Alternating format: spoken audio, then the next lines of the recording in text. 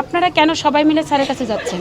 চাঁদা চাইতে আসছেন? এই প্রদর্শক আলিয়া খাতুন স্যারের ঘাড়ের ওখানেই দাঁড়িয়ে থাকেন অ্যাজ এ পিএস। আমরা জানি না কোনো রেজুলেশন নাই। জনাব আলিয়া খাতুনের কথা শুনে আমার দাউকান্দি কলেজের প্রত্যেকটা টিচার লাঞ্ছিত হচ্ছে প্রতিনিয়ত।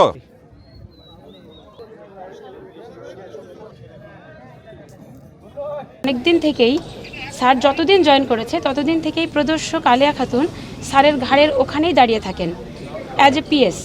আমরা জানি না কোনো রেজুলেশন নাই, ওর কোনো নিয়োগ নাই, পিএসের মতো করে দাঁড়িয়ে থাকেন। আমরা হেনস্থা হই। উনি ওখান থেকে এসে বাইরে এসে ওনাদেরকে বলল, আপনারা কেন সবাই মিলে স্যারের কাছে যাচ্ছেন? চাঁদা চাইতে আসছেন? তার প্রথম কথাটা ছিল এরকম। তখন ভিতরে ঢুকলেন যে আমরা স্যারের সাথে একটু কথা বলবো। চিঠিটা দিলেন, স্যার তখন রিসিভও করলেন, কিন্তু উনি অলরেডি ওই চাঁদাবাজ বলেছেন।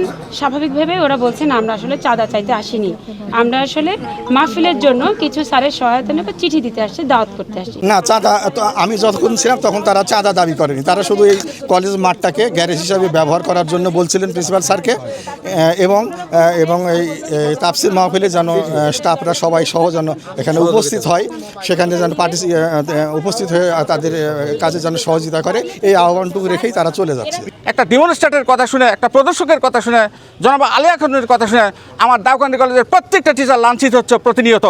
এবং সিনিয়র এবং জুনিয়র কোনো টিচার নাই তার কাছে, মুখে যা আসে তাই বলে। আমি এর তীব্র প্রতিবাদ জানাচ্ছি এবং অবসর চাচ্ছি। আলিয়া আক্তার হীরা, তাকে আপাতত সাময়িক বরখাস্ত করার কথা বললাম। আমরা মাউসির থেকে সেটা একটা চিঠি আজকেই করে দেব এবং আমরা এটার যাতে এবং আমি প্রিন্সিপাল স্যারের সাথেও কথা বলেছি, এই কলেজের দাউকান্দি কলেজের প্রিন্সিপাল ডক্টর আব্দুর রাজ্জাকের সাথেও কথা বলেছি, এবং যিনি ভিকটিম বলি আর এই কলেজের যিনি ম্যাডাম আলিয়া আক্তার হীরা, তার সাথে কথা বলেছি, তাকেও একটা প্রতিবেদন দিতে বলেছি।